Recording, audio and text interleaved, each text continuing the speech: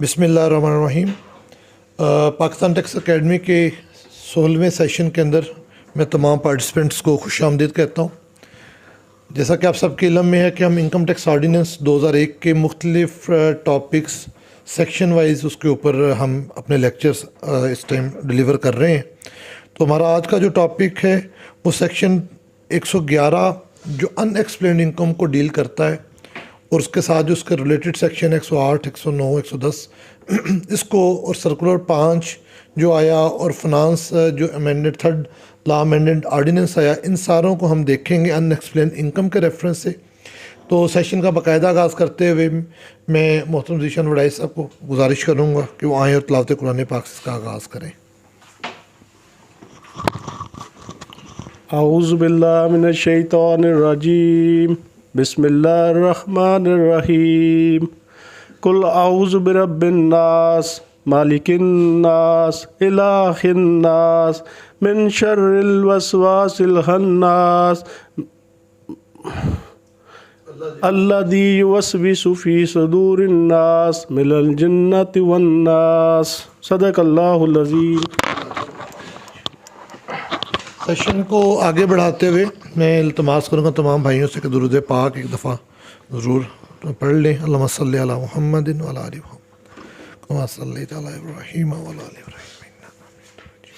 अल्लाहुम्मा बारिक अला मुहम्मदिन व अला आलि मुहम्मद कमा बारकता अला इब्राहीम व अला आलि इब्राहीम। सेक्शन 111 जो अनएक्सप्लेन्ड इनकम है, ये इंतहाई अहम है, क्योंकि जो भी एक्सेस आपका एक्सपेंडिचर, एक्सेस आपकी परचेज़ या एक्सेस जो आपकी इनकम से चीज़ें मुताबिकत नहीं रखती, उनको आके सेक्शन 111 का रेफरेंस से इसके स्कोप के अंदर लाकर टैक्स किया जाता है। मैं सर से गुजारिश करूँगा कि जब वो हमें इंटरप्रेट करेंगे तो एक तो सर इसमें 111(4)(a) जो फॉरेन रेमिटेंसेस है उसको हमें डिटेल से आगाह करें। एक इसके अंदर एक एक्सप्लेनेशन सर वो जो ऐड हुई है, जिसमें पहले था कि 111 का सेपरेट नोटिस देना लाजमी है, उसको इन्होंने ओवर रूल करने की कोशिश की कि जब अलहदा सेपरेट नोटिस की ज़रूरत नहीं, उसके ऊपर सर हमारी रहनुमाई करें। तीसरा सर इसके ऊपर ये है कि जो परचेज़ हैं, एक्सपेंसेस तो हैं, तो क्या परचेज़ भी 111 के स्कोप में आती हैं? अगर मैंने डिक्लेयर नहीं की तो उसका क्या ट्रीटमेंट होगा, किस तरह होगा? तो इस सारे रेफरेंस से आप हमें आगाही दें। तो मैं इल्तमास करूँगा सर मंशा सुखेरा साहब कि वो आएँ और हमें सेक्शन 111 के ऊपर और अनएक्सप्लेन्ड इनकम के हवाले से रहनुमाई करें।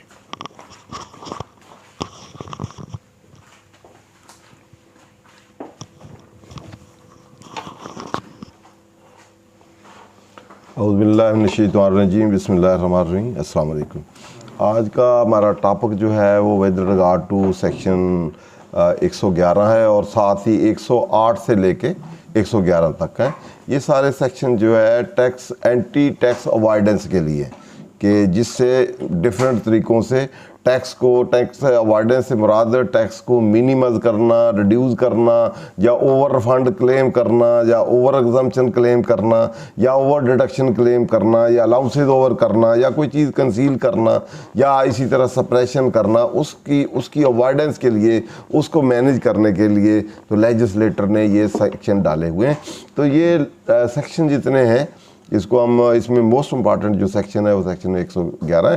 तो ये डीमिंग प्रोविजन से आते हैं। ये सेक्शन डीमिंग प्रोविजन वो होता है कि इसके लिए लेजिस्लेटर के पास पावर आती है कि वो किसी चाहे तो जो फैक्ट एग्जिस्ट नहीं करते तो उसको ट्रीट कर ले कि ये एग्जिस्ट करते हैं।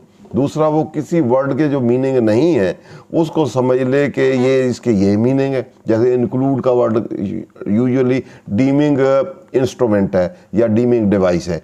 इसी तरह कोई हैपनिंग, नॉन हैपनिंग इवेंट जो है उसको कह ले कि इवेंट ना भी हैपन हुआ, वो कह सकता है कि ये हैपन हुआ है, या हैपन हुआ है तो वो कह सकता है नहीं हैपन हुआ। तो ये उसके पास पावर होती है। तो जब डीमिंग प्रोविजन अडॉप्ट की जाती है, फिर उसके बाद कोर्ट का रोल आता है। कोर्ट फिर देखता है कि ये between what person what purpose ये डीमिंग प्रोविजन की गई हैं और उसको कोर्ट ने कैरी इनटू कंक्लूजन करना होता है। दूसरी इसका ये रूल इंटरप्रिटेशन में ये चीज़ है कि कोर्ट ने देखना होता है कौन से लोग हैं, कौन को उनको अफेक्ट करती है, इसका पर्पस लेजिस्लेटर का क्या है, वो कैसे अचीव होगा इसका, तो उसको सामने रखते हुए इसको इंटरप्रेट करना होता है। तीसरा रूल ये है कि ये स्ट्रिक्ट कंस्ट्रक्शन होती है कि इसको जो लेजिस्लेटर की जो वर्डिंग है या लेजिस्लेटर की जो इसमें लैंग्वेज है जो यूज़ की, उसके अंदर ही रहना है। अगर दो व्यूज पॉसिबल हो, एम्बिग्युइटी हो, अब्सर्डिटी हो, तो वो in favour of the tax payer होगी। दूसरा, इसको जो भी डीमिंग परवीन यहाँ भी इस्तेमाल हो, उसको सारे लॉ पे स्पेल ओवर नहीं किया जा सकता कि एक सेक्शन में हम कहें उस सेक्शन में ऐसे है तो ये इसमें भी ऐसे होगा। तो जिसमें है इसका लिमिटेड है to the extent of that section या दैट सब सेक्शन या क्लास जिसमें डीमिंग अडॉप्ट की गई है, तो उसकी हद तक वो डीमिंग होगी। बाकियों पे एनालॉजी के जरिए या अजम्पशन के जरिए दूसरों पे हम अप्लाई नहीं कर सकते। तो बेसिक ये 3-4 रूल्स जो हैं ये डीमिंग प्रोविजन को इंटरप्रिटेशन के हैं कि पहले उसकी पावर है उसके पास 3, दूसरा कोर्ट ने देखना है बिटवीन व्हाट पर्सन है, पर्पस क्या है, कैरिड इनटू कंक्लूजन करना है, तीसरा उसके बाद स्ट्रिक्ट कंसिडरेशन है, चौथा उसको लिमिटाइज किया गया है, उसको स्प्रेड ओवर नहीं करना हमने। तो ये इसके बात है। तो ये सारे सेक्शन जो हैं वो डीमिंग के हैं। तो अगर हम इनकम की डेफिनेशन देखें, इनकम की डेफिनेशन देखें बेटा क्या है, तो उसमें एक तो एक्चुअल इनकम आपकी होती है, वहाँ एक वर्ड इनकम की डेफिनेशन में इंक्लूड किया हुआ है ये वाली डीम्ड इनकम भी, और भी कुछ ऐड किए हुए हैं। तो वहाँ से वो डीम्ड इनकम जो जहाँ कहीं भी डीम्ड इनकम की गई है, बाद डीम्ड टैक्सियर है, बाद डीम्ड पर्सन है, तो बाद डीम्ड रिटर्न है।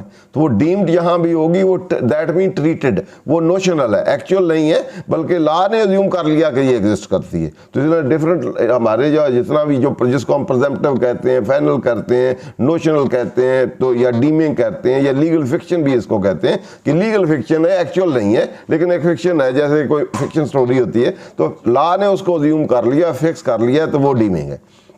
या बाद word treated to be order, actual order, जैसे रिटर्न फाइल करते हैं तो लिखा होता है deem to be assessed, deem to be treated to be actual order नहीं है, लेकिन लॉ ने उसको अज्यूम कर लिया। ऑर्डर भी डीम्ड हो सकता है, टैक्स ईयर भी हो सकता है, पर्सन भी हो सकता है, तो इसी तरह इनकम भी हो सकती है, एसेट भी हो सकते हैं, इसी तरह। तो डेफिनेशन आप देखें इनकम की, तो उसमें सबसे पहले वहां से हम स्टार्ट करते हैं। इनकम आई में आए,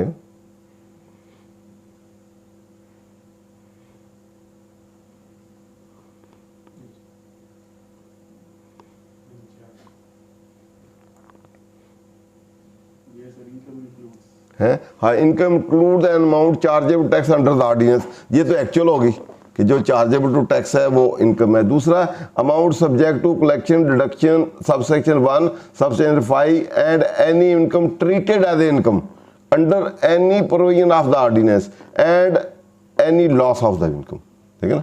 या treated to be income under provision, जो प्रोविजन ऑफ ऑर्डिनेंस के तहत जिसको ट्रीट कर लिया जाएगा इनकम है, तो इवन दो इनकम नहीं भी है तो उसको फिर इनकम कहा जाएगा। तो treated to be, deem to be, वो फिर इनकम बन जाएगी। इवन दो इसमें हम देखेंगे एसेट है, तो एसेट यूजुअली इनकम नहीं होती, या एक्सपेंडिचर है इनकम नहीं होती, या इन्वेस्टमेंट आपने की है तो वो इनकम नहीं होती आपकी, या आपके पास करंटी नोट है तो इनकम नहीं है। तो इसलिए वो जो नहीं इनकम भी है तो उसको भी लॉ अज्यूम कर सकता है कि आपकी इनकम है, subject to certain term and condition, या जो उसमें प्रोविजन है उसके मुताबिक। तो यहाँ भी एंटी अवॉइडेंस स्कीम के तहत तो इसको हम पहले ये वाला, क्योंकि पहले इनकम में शामिल किया है डीम्ड को, फिर वो चार्जेबल टू टैक्स हुई है। अगर यहाँ इनकम में शामिल ना होती डीम्ड इनकम तो लॉ में आगे होती भी तो वो टैक्सेबल नहीं होनी थी। तो पहले इनकम की डेफिनेशन में एक्चुअल इनकम भी है, डीम्ड इनकम भी है, जिन पे डिडक्शंस हुई हैं, इवन दो जिसमें डिडक्शन होती है वो इनकम तो नहीं होती, वो तो आपकी सेल होती है या परचेज होती है या दूसरी चीज़ें,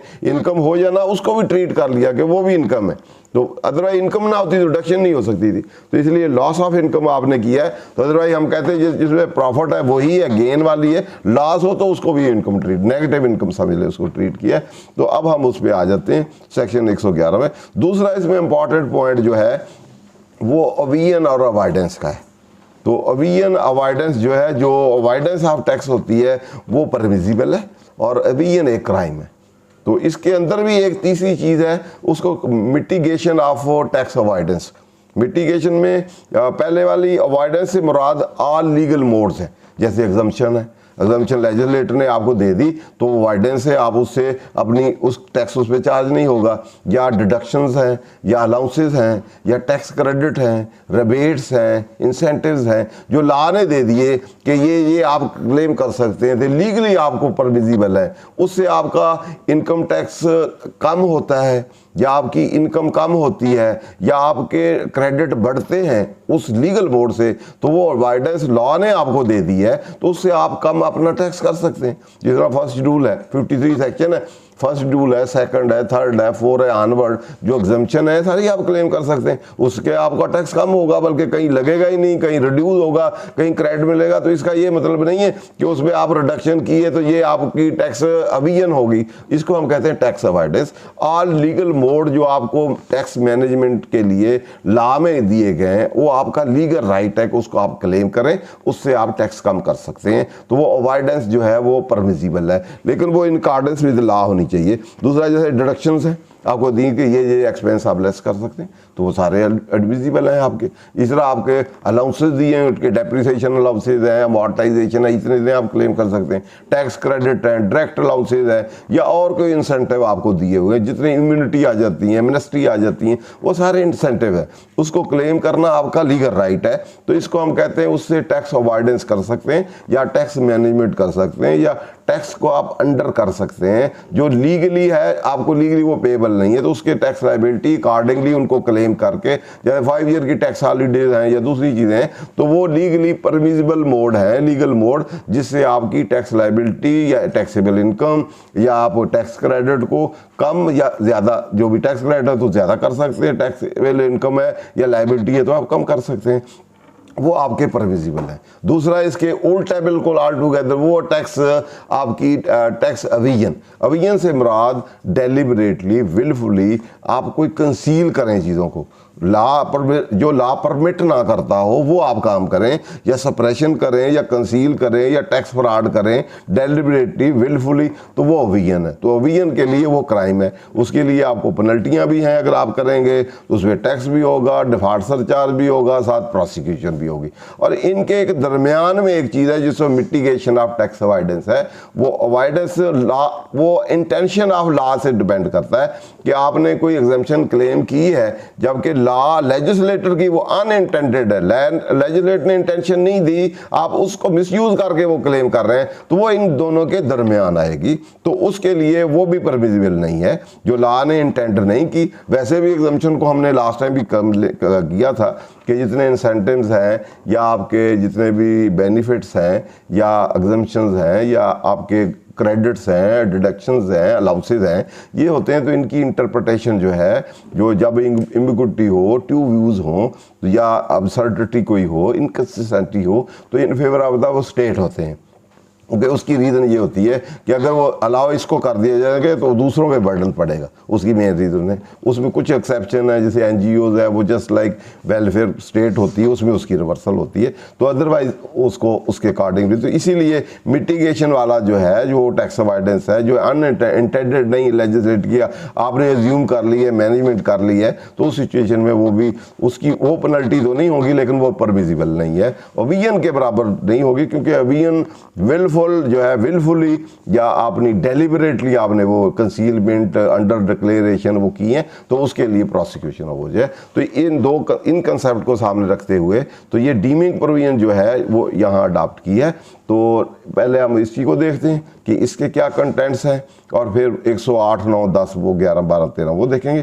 तो इसमें मोस्टली सबसे पहले ऊपर है अनएक्सप्लेन्ड इनकम या एसेट्स। ठीक है जी, अनएक्सप्लेन्ड इनकम एक्चुअली वो इनकम है, लेकिन आपने उसकी नेचर सोर्स नहीं बताई। उनका ये यहाँ हेड दिए हुए हैं कि इसके लिए कि ये वाली कोई नेचर उसकी इनकम होगी, लेकिन आप उसकी नेचर या सोर्स, आए पैसे कहाँ से हैं, पहले आपने उस पर टैक्स दिया है या नहीं दिया हुआ, तो उसकी नेचर सोर्स आप अगर नहीं बताते टैक्स अफसर को जब आपसे वो पूछता है, या आप बिल्कुल ही नहीं बताते या प्रॉपर एक्सप्लेनेशन आप उसकी देते ही नहीं है, तो उस सिचुएशन में उसके पास पावर है कि उसको वो एडिशन कर ले आपकी इनकम में। इसी तरह एसेट्स हैं, तो एसेट जो है जनरली तो आपकी इनकम नहीं है, लेकिन यहाँ कुछ सिचुएशन में उन्होंने कहा कि ये वाले एसेट जो हैं, ये अगर इसकी आप नेचर सोर्स नहीं बताते तो उसको भी टैक्स ट्रीट किया जा सकता है एज योर इनकम, और उसको ऐड किया जा सकता है। इसी तरह एक्सपेंसेस हैं, वो भी उसकी नेचर सोर्स आपने नहीं बताई तो उसको भी ऐड किया जा सकता है। तो ऐड करने के लिए इसमें जो टर्म कंडीशंस या प्रोविजन में जो कंडीशंस या लिमिटेशन दी गई हैं विद इन दैट होंगी तो वो एडिशन हो सकती हैं, वो अदरवाइज नहीं हो सकती। इसका पर्पस क्या है? पर्पस ये है कि अगर आप सपोज कोई चीज़ आपने एसेट खरीद लिया है, कोई चीज़ भी, लेकिन आपने कहा जी एसेट तो इनकम नहीं है तो टैक्स नहीं हो सकता, तो टैक्स या लेजिस्लेटर की इंटेंशन है कि आपने वो खरीद तो लिया, क्या उसमें पहले टैक्स दिया हुआ है आपने? हो सकता है आपने पिछले सालों में कंसील की इनकम, तो इस साल एसेट खरीद लिया, तो इसलिए डीमिंग प्रोविजन आया। इनकम एक्चुअली आपकी इनकम नहीं है तो एक्चुअली तो उस पर टैक्स नहीं हो सकता था, और पिछले सालों की कंसील करके आपने एसेट खरीद लिया, तो आप एसेट अगर हम कहते थे इनकम पे टैक्स है तो ये एसेट पे तो टैक्स ही नहीं हो नहीं सकता। उन्होंने कहा जो आपने कंसील भी उसको कैसे पकड़े, फिर उसको फिर इस तरह पकड़ना है कि डीमिंग प्रोविजन ला के कि जो भी आपने एसेट खरीदा है उस पे अगर आपने पहले टैक्स नहीं दिया, वाइट मनी से खरीदा है, उसके नेचर सोर्स हैं तो फिर तो नहीं हम टैक्स करते, लेकिन अगर आपने वो कंसील्ड से खरीदा हुआ है तो फिर तो पिछले साल टैक्स देना चाहिए था ना आपको, जब आपने उसके बगैर खरीदा है। तो इवन दो ये एसेट टैक्सेबल नहीं है, लेकिन जिस सोर्स से आपने खरीदा है वो अनटैक्सड है, तो इसलिए इसमें आप टैक्स दे दें। अब इसको या बता दें कि कहाँ से आया है, अगर आपने टैक्स दिया हुआ है तो बता दें, नेचर सोर्स बता दें कहाँ से आया हुआ है, तो फिर टैक्स नहीं करेंगे। अगर नहीं बता सकते तो ये प्रिज्यूम्ड है कि आपने इसको इसके ऑलरेडी जिस पैसों से आपने खरीदा हुआ है उस पर आपने टैक्स नहीं दिया हुआ,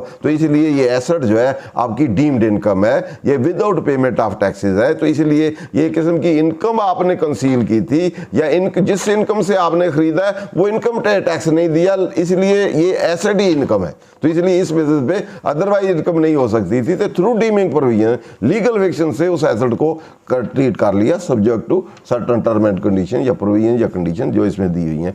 तो बेसिकली इसका ये कंसेप्ट है कि अदरवाइज ये चीज़ें इनकम नहीं है, लेकिन क्योंकि इस पे टैक्स ऑलरेडी नहीं दिया हुआ आपने ड्यू टू कंसीलमेंट, सप्रेशन या अदरवाइज जो भी आपने अरेंजमेंट की, तो इस वजह से इनको इन चीज़ों में जो आप कमाए हुए पैसे इस्तेमाल किए हुए हैं बजाय इनकम पे टैक्स कराए आपके यूज़ पे भी हम टैक्स लगा सकते हैं अगर आप उसका नेचर सोर्स नहीं बताएं।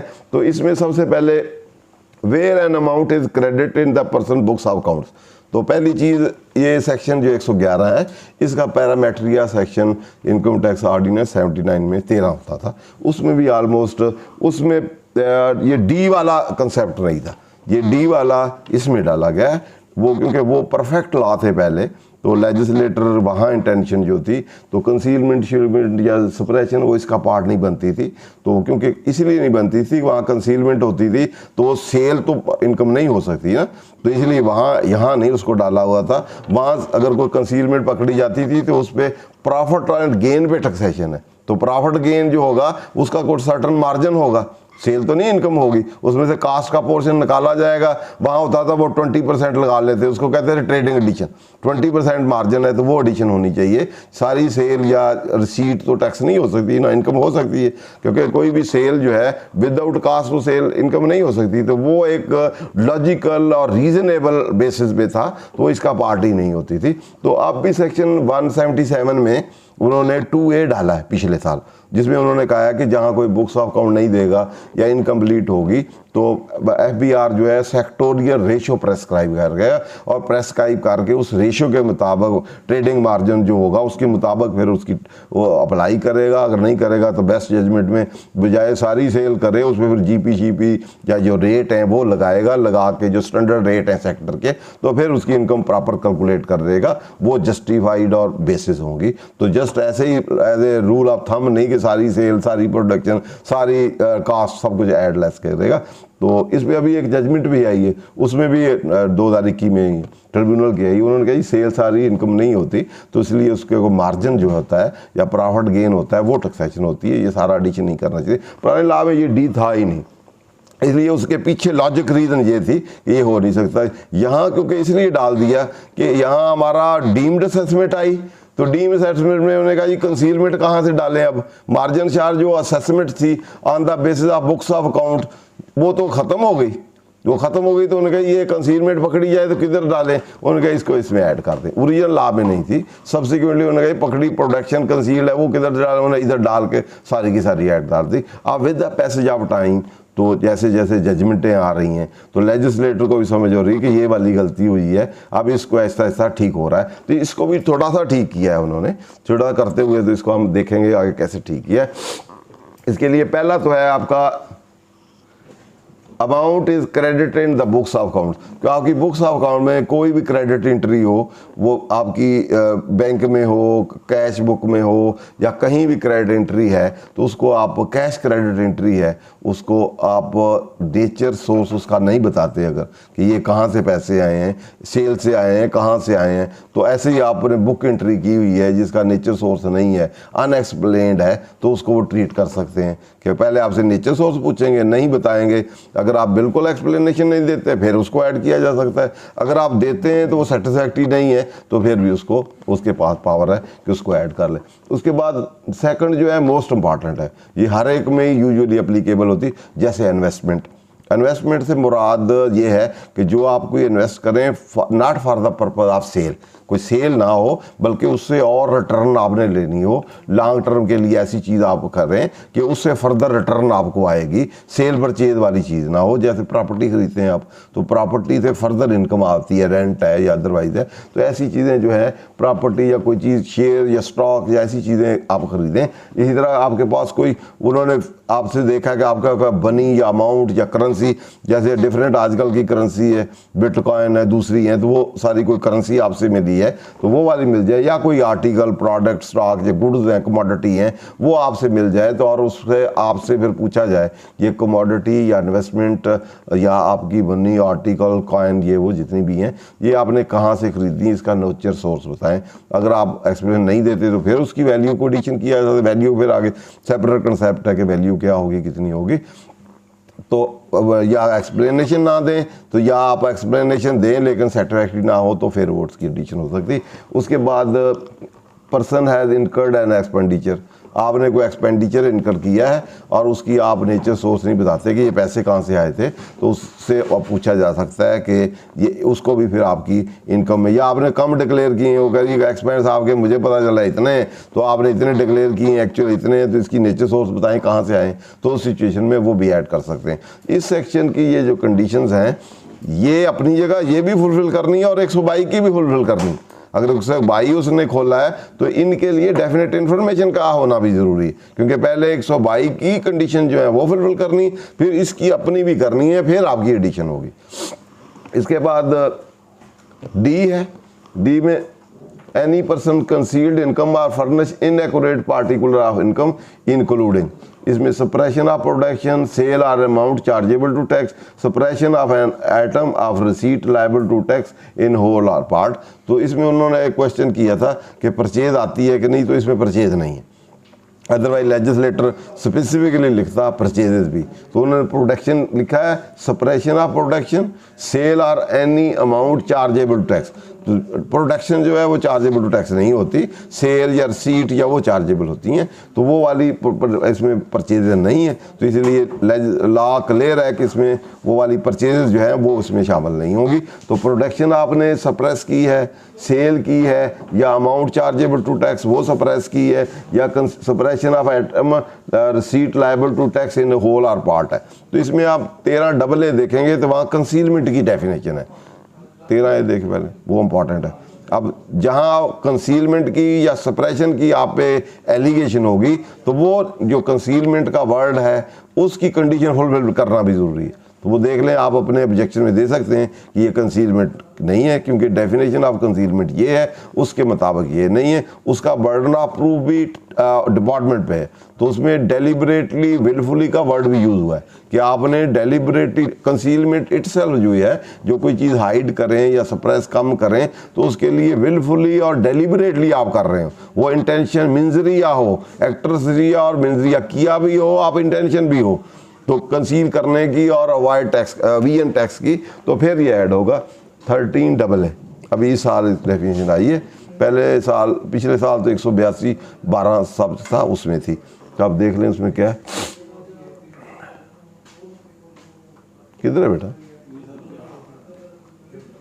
13 सेक्शन 2 का 13 डेफिनेशन में section 2 sub section 13AA।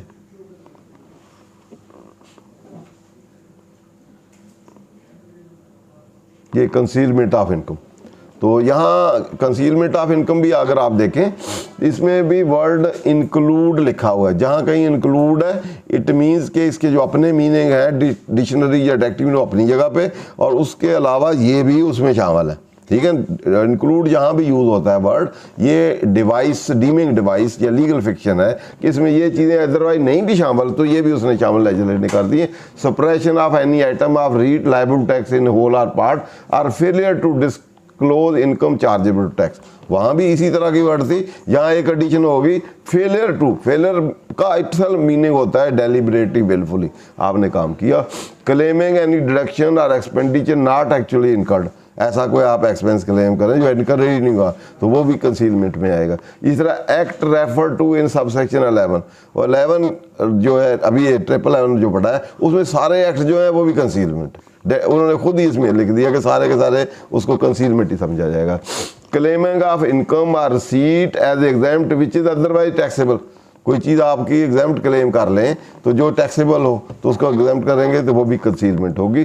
For the removal, जो एक्सप्लेनेशन है ये मोस्ट इंपॉर्टेंट है, इसमें लिखा हुआ है for the removal of doubt it is clarified that none of the aforesaid act, इन सारे जो ABCD हैं ये सारे एक्ट जो हैं would constitute concealment of income unless it is proved that taxpayer has knowingly and willfully committed these acts। ये उनकी ड्यूटी है, ये डिपार्टमेंट ने प्रूव करना है कि आपने विलफुली जानबूझ के, आपके विद योर नॉलेज आपने ये काम किए हैं सारे, तो फिर ये प्रूव करेगा विद मटीरियल एविडेंसेस, तो फिर ये वाला कंसीलमेंट अप्लीकेबल होगी। फिर वो सेक्शन 11 ये कंसीलमेंट का वर्ड प्रूव होगा तो उसकी टू दैट एक्सटेंट वो अप्लीकेबिलिटी होगी। तो इसलिए ये वाला आखिरी वाला विलफुली नोइंगली जानबूझ के, तो नोइंगली की भी आप डेफिनेशन से रखते हैं कि आप फुल फैकल्टी ऑफ माइंड के साथ आप करें, और विलफुली जानबूझ के टैक्स को डिफीट करने के लिए या फ्रॉड करने के लिए नोइंगली विलफुली आप ये काम और बेनिफिट लेना चाहते हो कंसील करके टैक्स जो है VN करना चाहते हैं और की हो, फिर तो एक्टरिया वेडरिया और काजेशन सारी चीज़ें हों, तो फिर आपकी वो कंसीलमेंट के जो पैरामीटर्स हैं वो फुलफिल होंगे, तो फिर आप पे सेक्शन 111 की अप्लीकेबल होगी। तो नेक्स्ट है इसमें उधर ही वापस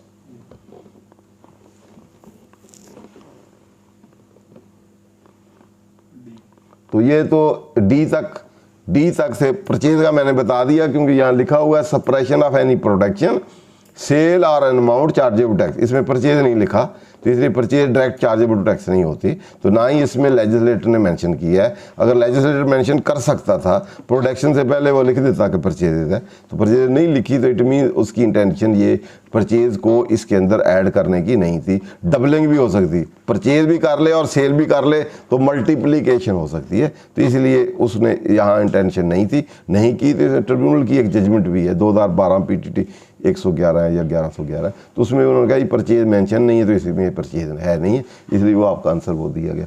अब नेक्स्ट पार्ट जो है इसमें दो हिस्से हैं इसके, एक आपने एक्सप्लेनेशन नहीं दी नेचर एंड सोर्स, आपका वो ट्रांजैक्शन की नेचर क्या है और वो आया कहाँ से, आपने फंडिंग कहाँ से की, कहाँ से वो पैसे आए, टैक्स पेड है नहीं पेड है, पुराना है नया है, क्या चीज़ है, तो वो आपने डॉक्यूमेंट्री एविडेंस से नेचर सोर्स उसकी एक्सप्लेन करनी है। पहला है कि आप उसकी नेचर सोर्स, ये इसमें पहले हम credit amount, investment money, valuable का फंड फ्रॉम, ये पहला हिस्सा expenditure was made, suppression of production, sale और अमाउंट चार्जेबल टैक्स आइटम, वो उन्हीं का design there and offer not in the opinion of question. इसमें तीन इसके कंपोनेंट हैं। पहले आप नेचर सोर्स आपने बताई नहीं है, फिर एडिशन हो सकती। दूसरा आपने नेचर सोर्स बता दी, लेकिन इन द ओपिनियन ऑफ कमिश्नर जो है वो सेटिस्फैक्ट्री नहीं है। तो ये कमिश्नर जब कहता है कि ये सेटिस्फैक्ट्री नहीं है, तो जस्ट ऐसे नहीं कह सकता कि ये सेटिस्फैक्ट्री नहीं है। तो सेटिस्फैक्ट्री जो है, सेटिस्फैक्शन के अपने पैरामीटर हैं, इस पे भी केस ला बहुत से हैं। तो वो अगर कहता है ये सेटिस्फाइड नहीं है, सिंपल ओपिनियन फ्रेम करना या सेटिस्फैक्शन कहना नहीं है, वो मटेरियल एविडेंस हो, जो आपने एविडेंस दिया है उसको रिबट करे, उसके लिए दूसरा एविडेंस लाए कि इस बेसिस पे जो है ये सेटिस्फैक्ट्री नहीं है। जस्ट सिंपली एक स्टेटमेंट देने से I hear bye not satisfy, ये लिखने से वो और सेटिस्फैक्ट्री या ओपिनियन देना या वो सेटिस्फाई नहीं होगी। बल्कि अगर आपने मटेरियल एविडेंस दिए हैं तो उसको मटेरियल एविडेंस जो है उसको रिवर्सल देने to unsatisfied with that the जो आपने एक्सप्लेनेशन दी है या नोचर या सोर्स दी है। अगर आप एक नोचर सोर्स बताते हैं कि ये इस सोर्स से हैं, तो अब आपको अब अगर रिबट करता है तो उसको बताना है कि उस सोर्स से नहीं थे, फिर किस सोर्स से है।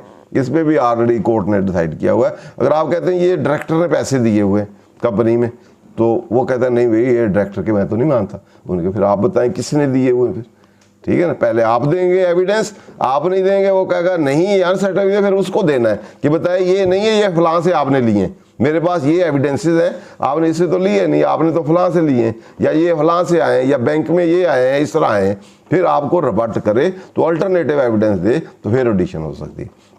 अब ये दूसरा, ये तो एडिशन के पैरामीटर हैं। अब हम अगले दो पार्ट में देखेंगे कि ये एडिशन जो है, जो इनकम में करनी, किस हेड ऑफ इनकम में करनी। तो पहले जो 3 है सी तक, वो इनकम फ्रॉम सोर्स में किए जा सकते हैं। पहले ये सारे इनकम फ्रॉम अदर सोर्स में थे। तो पिछले साल अमेंडमेंट की, तो वही जो मैंने कहा कि सेल जो है या प्रोडक्शन जो है, उनका लॉजिक नहीं बनता कि income from other source. Sale तो इनकम फ्रॉम बिजनेस वाली है, प्रोडक्शन वाली है, वहाँ एक्सपेंस भी हैं, वहाँ आपके लॉसेस सेटअप भी होते हैं, कैरी फॉरवर्ड भी होते हैं। तो ये एक इंसेंटिव दे दिया गया। बहुत वाले केसों में हमने कहा जी ये तो वहाँ तो लॉसेस कैरी फॉरवर्ड नहीं होते, ये तो सेल प्रोडक्शन, ये रिसीट जो है ये यार पार्ट ऑफ बिजनेस है, तो बिजनेस इनकम में होनी चाहिए। वहाँ पिछले सालों के लॉसेस भी सेटअप हो सकते हैं। अगर ये ऐड भी होगी तो चलो उसमें लॉसेस सेटअप होंगे, लेसर होता है लॉसेस बहुत ज़्यादा हो तो सारे ये इससे जीरो ही हो जाए मेरा टैक्स। तो उन्होंने इस साल एक तो मार्जिन वाली के मार्जिन एडिशन होनी चाहिए, वो भी केस ला आ गए हैं, अगले सालों में हो सकता है उसको उस पर भी वो कुछ ला दे दें। इसमें उन्होंने इस साल 2021 में मान लिया, इसके 2 हिस्से कर दिए। उन्होंने कहा जी जो पहले 3 है ABC, credit entry, investment, money article और एक्सपेंस, वो इनकम फ्रॉम अदर सोर्स के हेड में ऐड करेंगे। और दूसरे जो है ये वाला सप्रेशन, कंसीलमेंट, प्रोडक्शन है या सेल है या रिसीट है या सप्रेशन है, ये सारे इनकम फ्रॉम बिजनेस करेंगे। तो उन्होंने कहा ये हेड किस हेड में इनकम होंगे, जितना आपने एक्सप्लेन नहीं किया। अगर सुबह बाद आप पार्सली एक्सप्लेन कर देते हैं, पार्सली नहीं होता, तो जितना इनएडुकेटली एक्सप्लेन किया है, तो पहले 3 ABC तक कहाँ ऐड होंगे, इनकम फ्रॉम अदर सोर्सेज। और जो आपका होगा बाकी वाला कंसीलमेंट वाला D, प्रोडक्शन कंसीलमेंट है या आपका रिसीट कंसील है या सेल कंसील है या अदरवाइज है, तो वो वाले आपके होंगे इनकम फ्रॉम बिजनेस, उस हेड में एडिशन होगी। तो उसमें बाकी उसी तरह फिर जो उसके लॉसेस सेटअप ये वो होंगे या डेप्रिसिएशन होगी उसी तरह होगी। प्रोवाइडेड दैट, इसमें आप प्रीजो है, provided that where tax payer explain the nature of source, ये एग्रीकल्चर इनकम के मुताल्लिक है। जहां हम कहते हैं कि भाई मैंने ये जो इनकम मेरी आई है या एसेट मैंने ख़रीदा है या क्रेडिट एंट्री है या इन्वेस्टमेंट है या पैसे हैं या वैल्यूएबल आर्टिकल है या सेल है या प्रोडक्शन है या दूसरी चीज़ें हैं, रिसीट हैं, तो मेरे एग्रीकल्चर सोर्स से हैं, तो वो सारे एग्जाम्प्ट हैं।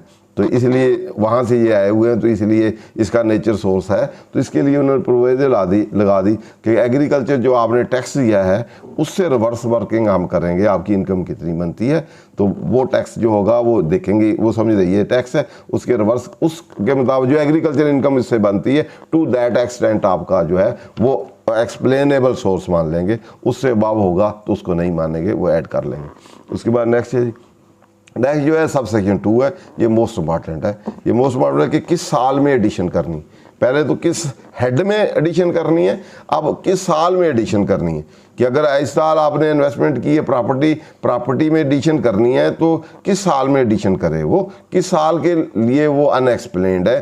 तो वो उस साल में जितने पहले हेड हैं जितने आपने देखे हैं, इन सारे हेड ही जो हैं वो जिस साल से वो रिलेट करते हैं, जिस साल में क्रेडिट एंट्री है, जिस साल में आपने इन्वेस्टमेंट की है, जिस साल में मनी है, आर्टिकल है, एक्सपेंस इनकर की है, उस साल में एडिशन होगी। ये नहीं कि आपने इन्वेस्टमेंट की है, प्रॉपर्टी पिछले साल में खरीदी है 2018 में, तो उन्हीं में ऐड कर दे, या उससे पिछले साल में कर दे, वो उस साल में नहीं कर सकता। तो वो उसके लिए इसको फिर दो हिस्सों में क्लासीफाई किया, एक रेजिडेंट और एक नॉन रेजिडेंट।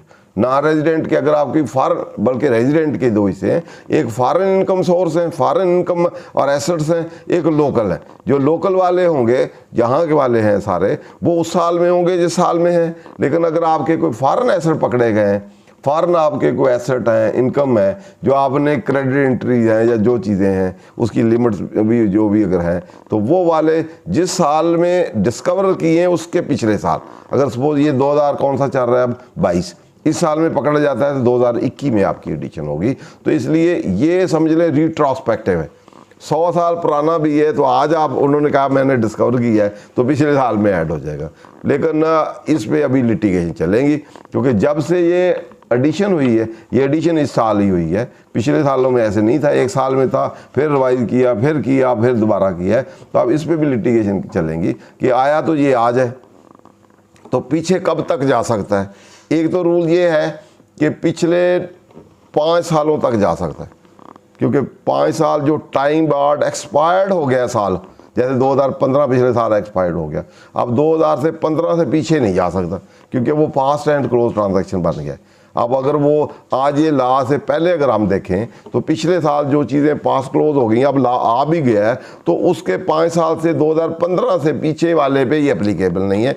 जो अलाइव है साल, उन तक ये जा सकता है, उनमें अगर कोई है तो उस हद तक ये रिट्रांसपेक्टिव हो सकता है। रिट्रांसपेक्टिव ये नहीं कि 100 साल पुराना है, खरीदा हुआ इंडिया, जब इंडिया इंडो पाक एक था, इधर कोई खरीदा हुआ था तो, या बाहर किसी मुल्क में उसने कोई फ्लैट लिया हुआ था दुबई में, तो आज कहें जी वो तो आज हमें पता चला है, तो इसलिए हम ऐड करते हैं टैक्स दें। तो इसलिए अनलिमिटेड जो है इस तरह के डीमेट प्रोविजन जो है, वैसे हम अनलिमिटेड नहीं होते, तो उसका नेचर सोर्स उसने साल वो कैसे बताएगा भी क्या था, या मेरे वालिद ने खरीदा था, वो कहा जी आप बताएं मैं कैसे बताऊं।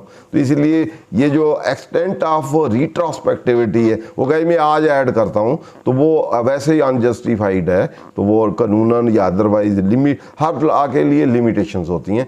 लिमिटेशन ना भी प्रेस्क्राइब्ड हो तो फिर लॉ उसको रीजनेबल लिमिटेशन लेजिस्लेट ना भी स्पेसिफाई करे तो कोर्ट डिटरमिन कर सकता है। बाद जैसे वर्कर फंड था तो उसमें कहा जी इसकी लिमिटेशन कब तक है, तो उन्होंने कहा जी रेक्टिफिकेशन की 4 साल होती है तो 4 ईयर है। अभी भी 2-4 केसेस में कोर्ट ने कहा कि लिमिटेशन जहाँ ना हो तो रीजनेबल लिमिटेशन, अनरीजनेबल नहीं हो सकता कि आप 100 साल पुराना ले आए तो उसको, तो उसमें कोर्ट इसमें फिर डिटरमिन कर सकता है। जैसे मैंने कहा कि एट द मैक्स वो उसको जाया जा सकता है कि वो पिछले अलाइव ईयर जितने भी हैं वहाँ हद तक है, उससे पीछे पास क्लोज ट्रांजैक्शन है तो उसमें ये रिट्रांसपेक्टेड नहीं हो सकता। तो इसलिए foreign asset shall be included the person income chargeable tax in the tax year to which such amount relate if the amount representing investment money valuable article expenditure is situation। ये आप इसमें अगर आप देखें पहले वाले में तो इसमें सेल परचेज वाला नहीं है। पहले वाले में क्या है, पहले इन्वेस्टमेंट है, मनी है, क्रेडिट एंट्री है, वैल्यूएबल एक्सपेंडिचर है इनकर्ड इन पाकिस्तान और कंसील्ड इनकम की हद तक भी है। इज पाकिस्तानी सोर्स, अगर पाकिस्तानी सोर्स है तो किस साल में होगी, जिस साल से वो रिलेट करती। अगर दूसरा है इन दैट, अगर पाकिस्तानी सोर्स नहीं है, in the tax year immediately proceeding the tax year in which investment money valuable article expenditure is discovered by the commissioner and situated incurred outside Pakistan और concealed income as foreign source. तो बाहर की concealed assets हैं या source of income है, अगर बाहर है, बाहर से आपने कमाए तो उसके लिए जिस साल में डिस्कवरी हुई है उसके पिछला साल जो इमीडिएट है, तो इसलिए इसकी ये वाला दिया हुआ है। तो उसके बाद for the removal of doubt it is clarified that where investment money valuable or expenditure acquired incurred outside Pakistan ने prior tax year and is liable to be included in the income for the tax year 2018 and order on the basis of discovery during the tax year 2019 and onward, and person explain the acquisition of such asset expenditure from the source relating to tax year in which such asset was acquired, expenditure was incurred, such explanation shall not be rejected on the basis of that source does not relate to tax year in which amount chargeable tax is to be included। अगर आप इस साल discovery की है अपने, पिछले साल add कर रहे हैं, तो आप ये नहीं कर सकते पिछले साल का सोर्स बताएं। तो जिस साल में उसने एक्वायर किया और उस साल का बता देता है तो वो भी ठीक है। इस बेसिस पे रिजेक्ट नहीं हो सकता कि जब आपने पिछले साल ऐड करना है तो पिछले साल का ही सोर्स बताएं। तो उन्होंने ये एक्सप्लेनेशन दी है कि पिछले साल उससे सोर्स नहीं आप मांग सकते कि पिछले साल का आप सोर्स बताएं कि पिछले साल कहाँ से ये ख़रीदा था। वो साल का जो भी अगर वो एक्सप्लेनेशन दे दे कि मैंने 15 साल पहले मेरे अब्बू ने ये थे डॉक्यूमेंट उसने ख़रीदा था, तो वो आप रिजेक्ट नहीं करेंगे, वो आप मान लेंगे। क्लियर जी। उसके बाद ये सबसेक्शन 3 है मोस्ट इम्पॉर्टेंट, इसमें पार्शली है कि अगर किसी ने डिक्लेयर्ड कास्ट की है किसी चीज़ की, इन्वेस्टमेंट की, एक्सपेंडिचर की, ये अमाउंट है, उसमें से पार्शली वो एक्सप्लेन करता है, पार्शली नहीं करता। जितना इनएडुकेटली प्रॉपर्ली एक्सप्लेन नहीं है टू दैट एक्सटेंट आप उसमें एडिशन कर सकते हैं। आगे इसके बाद 4 है इम्पॉर्टेंट, जो कि अदरवाइज करंट इशू भी है। पीछे भी हमने डिस्कस किया था सर्कुलर 5 वाला कि जो फॉरेन एक्सचेंज रिमिटेंस हैं वो आपके जो जितनी ये एक्सचेंज कंपनियां हैं या वेस्टर्न यूनियन है या इनसे इनकैशमेंट होगी तो क्या वो कंसीडर होगी, एग्जम्पशन होगी, नहीं होगी, कितनी लिमिट है। तो यहाँ सबसेक्शन 1 है, सबसेक्शन जो 4 है 4 एग्जम्पशन करता है। अगर 5 मिलियन तक है आपकी ड्यूरिंग द ईयर आपने फॉरेन रिमिटेंस आई हैं, लेकिन उसकी अगर आप नेचर सोर्स बताने की ज़रूरत नहीं है, अगर आपने थ्रू बैंकिंग चैनल ली है और शेड्यूल बैंक से आपको इनकैशमेंट की है, फॉरेन करेंसी आई है और फॉरेन करेंसी का आपके पास सर्टिफिकेट है बैंक ने इशू किया है, तो ये 3 कंडीशन फुलफिल करते हैं आप, तो आपको नेचर सोर्स बताने की ज़रूरत नहीं है। तो आपसे पूछा नहीं जाएगा ये पैसे कहाँ से आए, और 5 मिलियन की लिमिट है। क्लियर जी। तो अगर 5 मिलियन से ज़्यादा है या आपके पास नेचर सोर्स नहीं है, तो नेचर सोर्स अगर आप बता सकते हैं तो ये शेड्यूल बैंक नहीं है, थ्रू बैंकिंग चैनल नहीं है या अदरवाइज नहीं है, तो आपको अगर आप समझते हैं कि मेरे पास तीनों चीज़ें नहीं हैं तो मैं ये नहीं कर सकता, तो फिर आप नेचर सोर्स बता दें कि बाहर से किसने भेजें, आपका कौन बंदा है, वो आपका रिलेटिव है या उसके पास वहाँ सोर्स क्या है, वहाँ नौकरी करता है, उसके बैंक में पैसे हैं। तो नेचर सोर्स अगर आप बता दें तो इसकी ज़रूरत नहीं है। ऊपर वाले प्रोविजन के तहत आपके पास पैसे जितने भी आए, मनी हो, आर्टिकल हो, इन्वेस्टमेंट हो, अगर आप नेचर सोर्स बाहर की बता दें कहाँ से आए, तो फिर वो उसकी जहाँ नेचर सोर्स ना बताना चाहें आप, तो फिर ये वाले मिनिस्ट्री जो इसमें दी है वो वाली आप ले सकते हैं। तो ये उसके बाद बोर्ड में इसके बाद हम डिस्कस करते हैं कि वो सर्कुलर आया, अभी अमेंडमेंट भी आ गई है, पहले सर्कुलर था, उसके बाद अमेंडमेंट को हम देखते हैं। बट 237 सेक्शन है रूल फ्रेमिंग का, तो FBR जो है रूल फ्रेम कर सकता है इस सेक्शन के लिए कि वैल्यू क्या होगी, किस तरह होगी। तो ये आखिरी जो है फॉर द रिमूवल ऑफ, पिछले सालों में लिटिगेशन चलती रही है कि सेक्शन 111 का सेपरेट नोटिस होगा या नहीं होगा, तो लेजिस्लेटर ने एक्सप्लेनेशन दे दी है। जब एक्सप्लेनेशन कोई दी जाती है तो ऐसे ही होता है जैसे ओरिजिन से जब से सेक्शन है उसी वक्त का ये पार्ट है, वो रिट्रांसपेक्टिव होती है जनरली।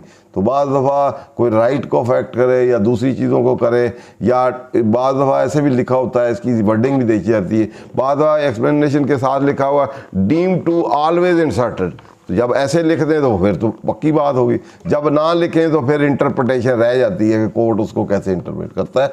तो यहाँ उन्होंने कहा ये नोटिस शोटिस जो सेपरेट देने की ज़रूरत नहीं है, 122 का जो नोटिस दिया है उसी में मेंशन कर दें, चीज़ें एक्सप्लेनेशन कर दी तो DC ने अपनी इंटेंशन शो कर दी, तो अलग-अलग 10 नोटिस भी दें तो नोटिस, बल्कि कई तो सुप्रीम कोर्ट के ऐसे भी केस लाए जिसमें उन्होंने कहा सेक्शन भी ना मेंशन कर रहे हैं तो कोई फ़र्क नहीं पड़ता, मिस कोटिंग, नॉन कोटिंग किसी सेक्शन का अनलेस एंटर लॉ प्रेजुडाइज ना करे आपको, जो आपके राइट को अफेक्ट ना करे या बॉडी से आपको पता चल जाए वो क्या कह रहा है, तो दैट सफिशिएंट।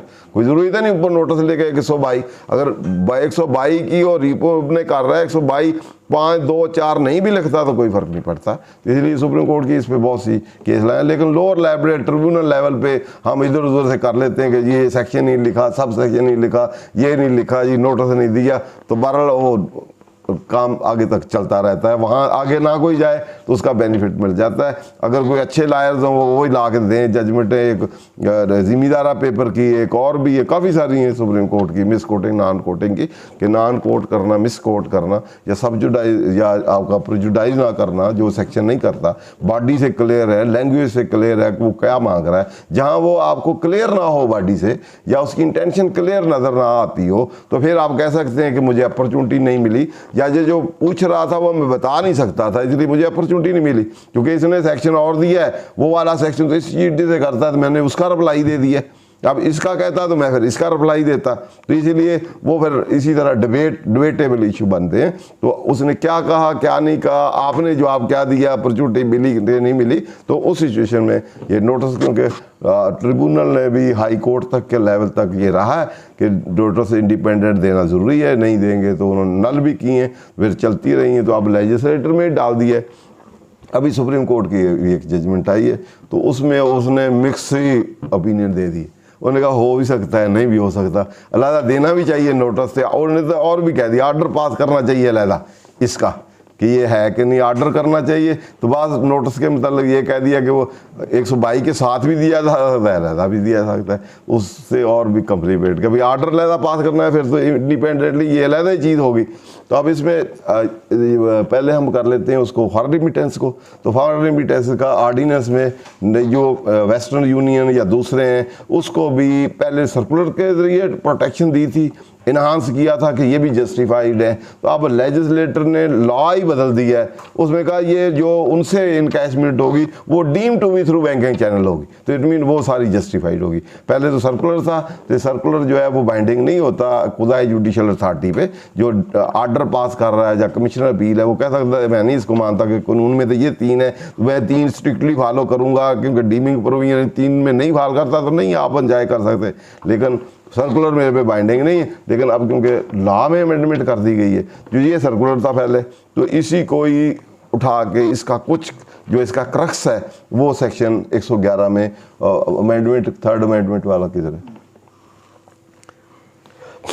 इसमें पहले हमने पूरा कंप्लीट डिस्कस किया हुआ है कि वेस्टर्न यूनियन से अगर बाहरी डॉलर और वहाँ डॉलर और आपको सरेंडर करते हैं, रुपी HBL अगर दुबई में है या वहाँ ही देते हैं, कैसे आते हैं, किस तरह आते हैं, तो वेस्टर्न यूनियन से आते हैं या अदर ट्रांसफर मनी से आते हैं तो क्या होंगे, तो वो सारे जो हैं कितने बेटा 111 after subsection 5 the following new explanation shall be added, namely explanation जब आती है, पहले मैंने कहा रीट्रांसफर होती है, जैसे ऐसे है जैसे ओरिजिन से ही ये क्लैरिफिकेटरी नेचर है, तो ऐसे है जैसे शुरू से ही एडेड है, लॉ का पार्ट है। तो इसमें कहा for removal of doubt it is clarified that remittance through money service bureau MCB exchange company, जितनी एक्सचेंज है जिसको स्टेट बैंक ने लाइसेंस दिया है, या money transfer operate MTO such as Western Union, MoneyGrams and Rea Finance or other like entity shall be deemed to constitute foreign exchange remittance from outside Pakistan through normal banking channel as delineated under this subsection। उन्होंने कहा ये होगी, ऐसे treat किया जाएगा, ये foreign remittance है और in cash through normal banking channel हुई है, अगर इन्होंने ही कर दी तो इसमें भी डीमिंग प्रोविजन आ गया। क्या लिखा हुआ है, शैल कंस्टिट्यूट, अदरवाइज नहीं भी है तो ये समझ ही जाएंगे कि ये सारे शेड्यूल बैंक हैं, ये फॉरेन करेंसी आई है और इससे इनकैशमेंट हुई है। तो डीमिंग प्रोविजन की जो मैं पहले इंटरप्रिटेशन की थी, थ्रू डीमिंग प्रोविजन इनके ज़रिए भी जो काम हुआ है वो ऐसे ही समझा जाएगा, ये फॉरेन करेंसी पाकिस्तान में आई है और इसको शेड्यूल बैंकों के ज़रिए आई है और इनकैशमेंट सर्टिफिकेट शेड्यूल बैंकों ने इशू किया है, वो ये एक्सचेंज कंपनी इशू करेगी तो ऐसे ही समझा जाएगा जैसे शेड्यूल बैंक ने इशू किया, even though that is not being issue by the schedule bank. तो इसीलिए डीमिंग प्रोविजन से इसको प्रोटेक्शन दे दी गई फॉरेन रिमिटेंस को, कि फॉरेन रिमिटेंस जितने भी ये एंटिटीज़ हैं ये करेंगे तो ये सारे फॉरेन, लेकिन लिमिट शिमिट उसी तरह ही है 5 मिलियन ये वगैरह। तो इसीलिए अब ऑनवर्ड, और ऑनवर्ड नहीं बल्कि प्रायर पिछली जो है वो भी ऐसे ही है, क्योंकि एक्सप्लेनेशन से आई है, वो भी वेस्टर्न यूनियन वाली, उसको भी जस्टिफाइड और प्रोटेक्ट कर दिया गया। अगर पुरानी भी कोई आपकी बैंकिंग चैनल या उधर वाली कंडीशन फुलफिल नहीं होती तो इनसे आपने इनकैशमेंट कराई हैं तो ऐसे होगी कि एक्चुअल ये फॉरेन रिमिटेंस है और शेड्यूल बैंकों में के जरिए आई है और शेड्यूल बैंकों ने इनकैश की है और सर्टिफिकेट इशू की। क्लियर जी? तो ये फॉरेन रिमिटेंस वाला है। फॉरेन रेमिटेंस के लिए रिलेटिव होना जरूरी है? ये तो इसमें नहीं लिखा हो, नहीं है जरूरी। कोई भी नहीं जरूरी, यहाँ पूछेंगे ही नहीं यार, यहाँ तो नेचर सोर्स पूछना ही नहीं। नहीं यहाँ नहीं, वैसे 111 के प्रोस्पेक्टिव से या 111 में ये 5 मिलियन तक अगर बाहर से पैसे आपको आते हैं, फॉरेन करेंसी आती है, थ्रू बैंकिंग चैनल आती है और आप इनकैश करवाते हैं इनटू रुपी और वो शेड्यूल बैंक आपको सर्टिफिकेट देता है या ये इंटिटीज कोई भी सर्टिफिकेट आपको देती हैं, तो दैट इज बीइंग उस पे सेक्शन 1 सेक्शन जो है आपका 111 अप्लीकेबल ही नहीं होगा। और अगर हायर है तो हायर होगी तो हायर वाले पे अप्लीकेबल होगा। सोर्स ट्रेंड का बता दिया। एक साल में 5 मिलियन तक है, 5 मिलियन से अबव होगा तो नेचर सोर्स आप बता दें, वो तो आप जितना मर्जी हो उसको बता दें तो आपका नेचर सोर्स वो सेटिस्फाई हो जाए, क्योंकि अभी बिल्कुल सही है, ये आपका फैमिली मेम्बर है, आपका दोस्त है और उसके पास भी ये वहाँ फंड है, तो फिर तो बहुत अच्छा किया उसने, मैं बिल्कुल आपकी बात मानता हूँ, बिल्कुल सही है। तो फिर वो कहता है नहीं ऐड करता मैं, कि फिर भी उसको कहें ऐड कर भी। नेचर सोर्स जरूरी है। नेचर सोर्स है उसके लिए, बाकियों के लिए foreign currency to the extent of 5 million nature source से ही एग्जाम्पशन है। जब नेचर सोर्स से एग्जाम्पशन है तो एडिशन नहीं हो सकती। पहले एडिशन के लिए क्या कंडीशन है, नेचर सोर्स बताओ भाई, एक्सप्लेन करो, वो भी सेटिस्फैक्टरी हो। तो जहां आप कर दें तो फिर तो कोई एडिशन हो ही नहीं सकती ना। तो 5 मिलियन के लिए वो नेचर सोर्स भी नहीं पूछनी, और हायर के लिए रिलेटिव होना जरूरी है। हायर के लिए भी नेचर सोर्स पूछनी है। सोर्स तो बता दिया, लेकिन रिलेटिव होना जरूरी है। ये कहाँ लिखा हुआ है? ये तो कोई नहीं लिखा, नहीं लिखा हुआ है इसमें। किसी से भी आप नेचर, आप दोस्त हो सकता है, कोई भी हो सकता है, लेकिन उसके भी सोर्स बताएं ना। उसकी वहाँ जॉब कर रहा है, नौकरी है, उसके बैंक अकाउंट दें कि इस बैंक में करोड़ों इसका पड़ा हुआ है, वहाँ से इसने भेजे, लोन भेजा है, गिफ्ट किया है। और गिफ्ट होगा तो वो रिलेटिव वाला फिर आएगा। जब आप कहेंगे मेरा तो गिफ्ट है जी, फिर वो कहेंगे जी वो गिफ्ट में वो जो गिफ्ट वाला है वो अप्लीकेबल, तो वो नेचर सोर्स आप बताएंगे तो उसके मुताबिक ला चलेगा। लोन लिया है, फॉरेन सप्लायर लोन दे देते हैं लोग, आप क्रॉस चेक या अदरवाइज आए होंगे, लोन लिया है वापस देना है, तो इस तरह की जो भी आप उसका नेचर सोर्स और बताएंगे तो फिर आगे वो बात चलेगी। क्लियर जी? तो ये था इसके मतलब। अब दूसरा 122 की जितनी भी कंडीशन है कि ये अप्लाई करना है, अब इसकी अप्लीकेबिलिटी है। डिफरेंट लोगों ने क्वेश्चन किया कि ये तो इसमें मांगा गया है नेचर सोर्स बताएं। नेचर सोर्स बताना तो ये मैटर ऑफ रिकॉर्ड है, तो रिकॉर्ड तो थ्रू ऑडिट ही हो सकता है। 122 में तो रिकॉर्ड मांगा नहीं जा सकता। ये एक अलहदा क्वेश्चन है कि क्या 122 के अंदर ये एडिशन हो सकती है। तो अभी तक कोर्ट में इस साइड पे कोई प्रॉपर तरीक नहीं है, क्योंकि 122 का स्कोप 2 है, एक डेफिनेट इंफॉर्मेशन बेस, एक ऑडिट बेस। जब डेफिनेट इंफॉर्मेशन उसके पास पहले ही है, डेफिनेट इंफॉर्मेशन वो होती है जो एग्जैक्ट हो, सर्टन हो और उसको फर्दर ट्रायल या फर्दर एविडेंस की ज़रूरत ना हो, जिसका फर्दर ट्रायल या इन्वेस्टिगेट या प्रूव ना करना हो, वो इटसेल्फ ही डेफिनेट अथेंटिक हो, उसको फर्दर किसी डॉक्यूमेंट की या एविडेंस की ज़रूरत ना हो। अगर ऐसी इंफॉर्मेशन है तो फिर उसके मतलब वो जिस चीज़ से रिलेटेड है और उस डेफिनेट इंफॉर्मेशन ने या तो एस्केप असेसमेंट की हो या अंडर असेसमेंट की हो, उसकी वजह से हुई हो, या ओवर क्रेडिट हुए हो या ओवर एग्जाम्पशन हुई हो, तो उसकी वजह से हुई हो। वो 3 कंडीशन भी सब सेक्शन 5 की हैं, वो फुलफिल हुई हो तो फिर वो डेफिनेट भी हो, तो फिर उसको ज़रूरत नहीं है ऑडिट करने की या चीज़ करने की। तो वो ऐसी चीज़ है, उससे ये इन्वेस्टमेंट आई है, उसके पास ऐसी इन्फॉर्मेशन है कि ये इन्वेस्टमेंट है और इसकी ये डेफिनेट आप मेरे पास इन्फॉर्मेशन है, या ये मनी है, या ये क्रेडिट एंट्री है, या ये कंसीलमेंट है, ये डेफिनेट इन्फॉर्मेशन है, इसके फर्दर डॉक्यूमेंटेशन की, रिकॉर्ड चेक करने की ज़रूरत नहीं है, तो फिर तो एडिशन विदाउट ऑडिट ही हो सकती है। जहाँ कहीं वो प्रोबेबिलिटी है, पॉसिबिलिटी है कि ये सब्जेक्टिविटी कि ये हो भी सकती है, नहीं भी हो सकती, तो फिर इसमें एडिशन उसकी 122(5) में डायरेक्ट नहीं होगी, फिर थ्रू ऑडिट करेगा, ऑर्डर सेलेक्ट करेगा, रिकॉर्ड आपसे कॉल करेगा, रिकॉर्ड्स में बताएगा कि इन्वेस्टमेंट ये है, इसके डॉक्यूमेंट्री एविडेंस देखेगा, मनी या क्रेडिट एंट्री या एक्सपेंडिचर या कंसीलमेंट वो स्टैब्लिश करेगा, वहाँ वो डॉक्यूमेंट थ्रू ऑडिट एक्वायर करेगा, एक्वायर करके वहाँ भी एक्वायर करेगा, वो भी फिर डेफिनेट उसको डेफिनेट शेप में लाएगा, तो फिर वो इसकी एडिशन थ्रू ऑडिट की जा सकती है। अब इसी के साथ बाद किसी ने क्वेश्चन किया ये 122(5)A में हो सकती है कि नहीं। उसकी कंडीशन है कि आर्डर अरोनियस है, प्रेजुडिशियल टू द इंटरेस्ट हो, और दूसरा उसमें बुक्स वो कॉल नहीं कर सकता। जहाँ कहीं बुक्स कॉल करने की ज़रूरत हो तो वो फिर अकॉर्डिंगली ये नहीं हो सकता। तो इसीलिए ये सब्जेक्ट मैटर आर्डर है। बाकी इसमें बेसिक कंडीशन जो है ऐसे समझ लें, एक डेफिनेट इन्फॉर्मेशन होना ज़रूरी है। अगर ओवरऑल रिव्यू करें हम तो इसके लिए जो पैरामीटर्स हैं ओवरऑल अगर हम देखें, सबसे पहले तो 122 की जितनी टर्म एंड कंडीशंस हैं, जैसे डेफिनेट इन्फॉर्मेशन है, leading to escape assessment, under assessment, over credit, वो वाली होना ज़रूरी है। ठीक है, उसके साथ साथ उसकी जो लिमिटेशन है उनका अप्लीकेबल जो 122 की हैं within 5 year from that date, उसकी जो भी कंडीशन है 122 की पूरी फुलफिल होना है। उसके बाद 122 के बाद इसको 111 की भी फुलफिल होना ज़रूरी है। 112 की क्या है, पहले वो 4 ABC है, उस कैटेगरी में फाल करें, क्रेडिट एंट्री हो, इन्वेस्टमेंट हो, मनी हो, वैल्यू ऑफ आर्टिकल्स हो, या कंसीलमेंट, उसकी डेफिनेशन में फाल करे, फिर या आपकी सप्रेशन में फाल करे या उसमें फाल करे, उसके जो भी पैरामीटर हैं, कंसीलमेंट की डेफिनेशन फुलफिल करे। वो करने के बाद फिर अगला स्टेप है कि उसका नेचर सोर्स जो है वो आपने ना एक्सप्लेन किया हो, अगर एक्सप्लेन किया हो तो सेटिस्फैक्ट्री ना हो तो उसकी सेटिस्फैक्शन होना या ओपिनियन फ्रेम करना उसके मतलब वो ज़रूरी है, या कंसीलमेंट का पैरामीटर फुलफिल करना ज़रूरी है। उसके बाद फिर ईयर वाला है कि किस साल में ऐड करनी है। अगर फॉरेन सोर्स एसेट है तो वो जिस साल डिस्कवरी उससे पिछले साल, अगर कोई और है तो वो साल में जिस साल से वो रिलेट करती है।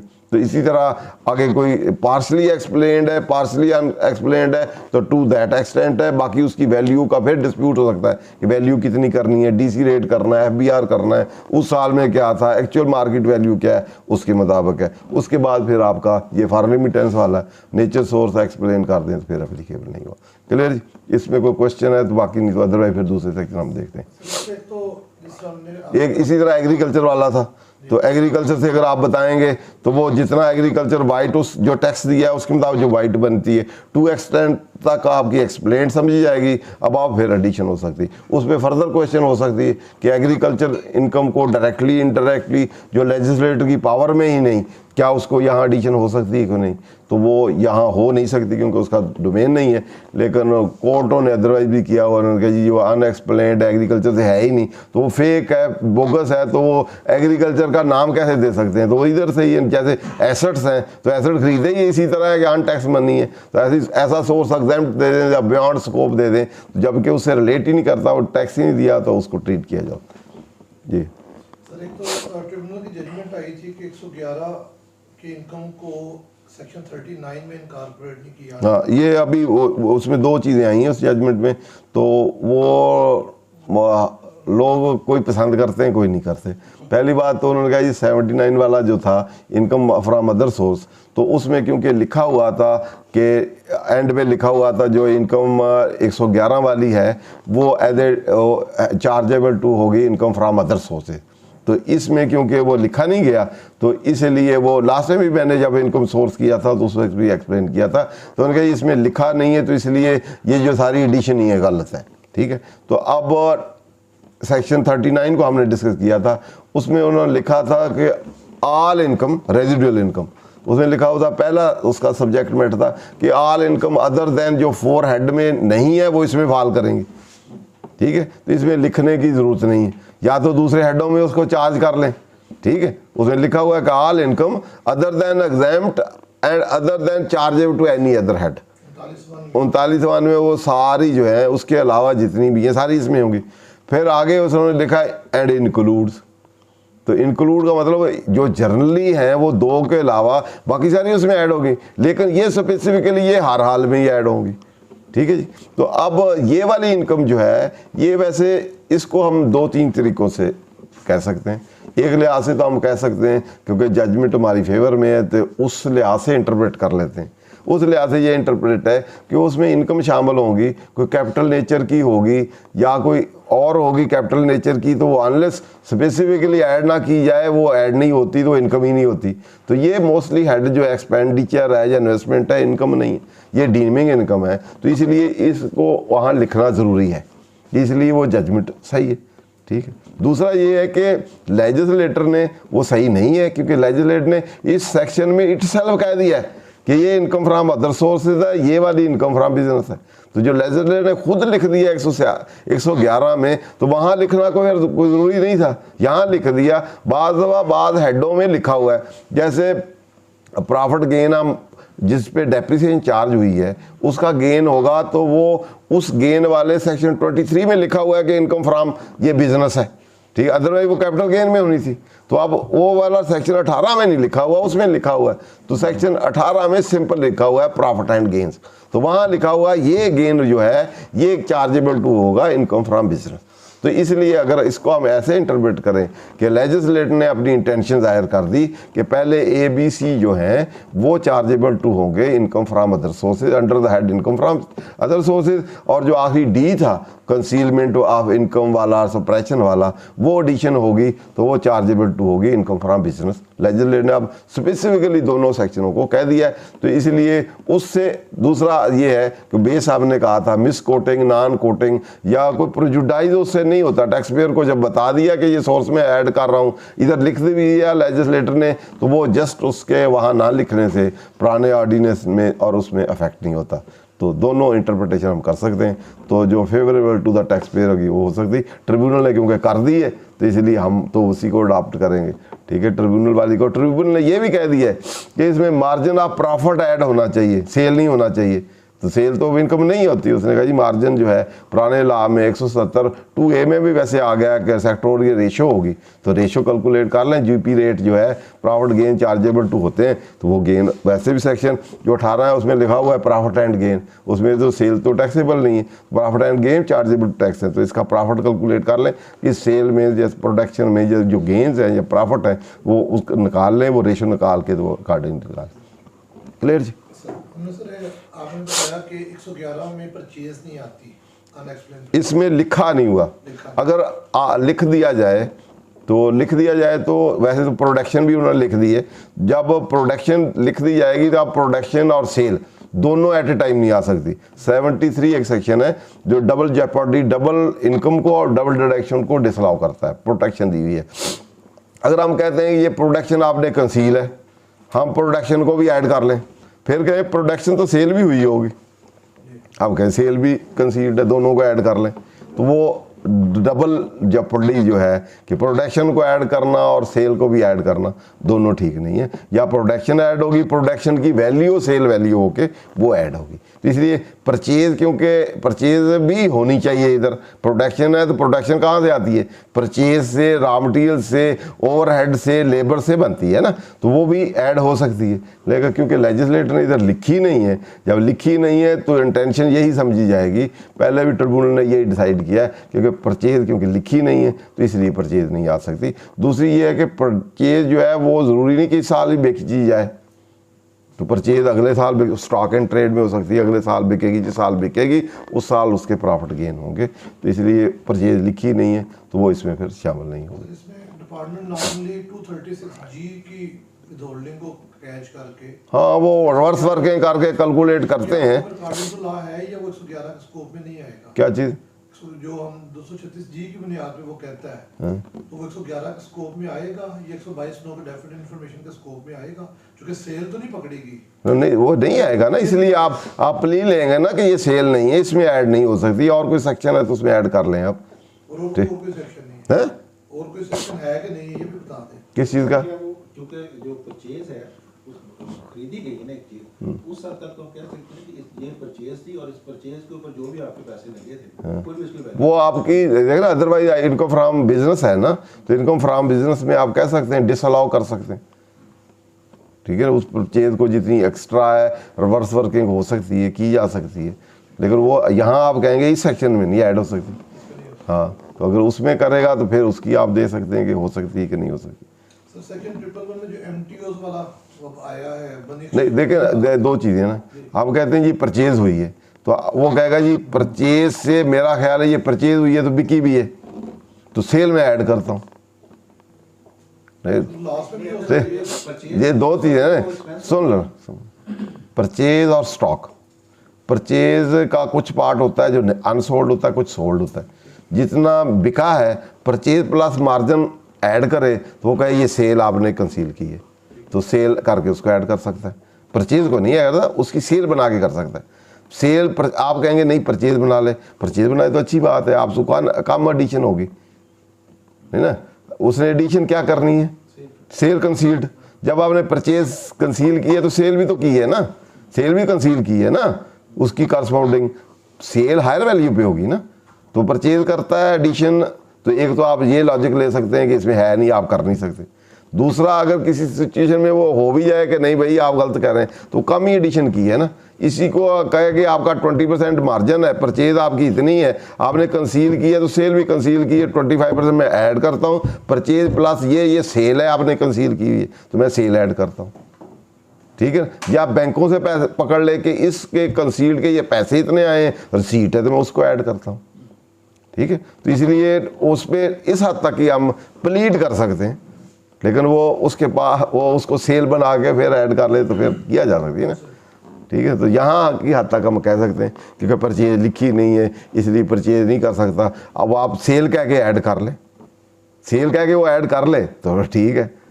सेल उसको डेफिनेट भी तो चाहिए ना। नहीं डेफिनेट नहीं, उसने उसकी बना लेगा, कंसील्ड तो है ही ना कि वो 122 में बजाय उसको 121 में जाना चाहिए ना, या तो फिर वो 121 में जाएगा। या अभी आया ना उसके मुताबिक कंप्लीट आपने डिटेल नहीं दी, जब आपने ऑडिट करे तो आपकी परचेज की डिटेल नहीं दी, आपने परचेज नहीं दी तो विदाउट डेफिनेट भी अब खत्म हो गया ना। अब वाला सेक्शन जो 122 है दिखाएं 5,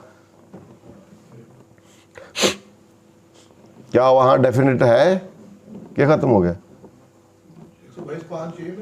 5 में डेफिनेट का वर्ड है। अब ये पहले करेक्ट कर रहे हैं, अब तो उन्होंने खत्म कर दिया।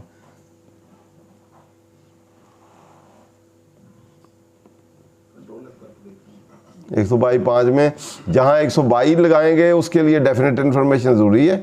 इन्फॉर्मेशन अक्वायर्ड फ्रॉम ऑडिट जो होगा तो वो फिर डेफिनेट की ज़रूरत नहीं है। जब ऑडिट करके आएगा तो फिर डेफिनेट की ज़रूरत नहीं। जहाँ 122 डायरेक्ट लगाएगा वहाँ डेफिनेट की ज़रूरत, ठीक है। तो वहाँ ये डेफिनेट प्रूव करेगा, उधर से आएगा तो फिर कोई नहीं। फिर भाई ये परचेज तो तेरी पकड़ ली है, तो सेल भी की है, चारी की दें तो ऐड, ठीक है।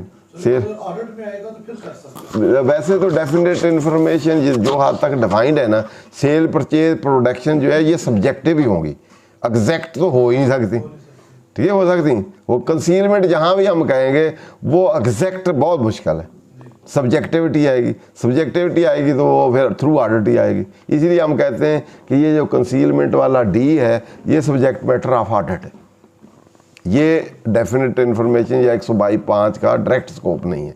इसको ऑडिट करे, ऑडिट से एस्टेब्लिश करे कि वाकई कंसीलमेंट है, क्योंकि कंसीलमेंट के में आपने प्रोवोव करना है, इन्वेस्टिगेशन करना है, इंक्वायरी करना है, ऑडिट हर चीज़ के एंगल देखने, कहाँ से आई, कहाँ गई, कहाँ बिकी, तो सारे प्रूफ लेके आने। तो प्रूफ आएंगे तो फिर कंसीलमेंट एस्टेब्लिश होगी।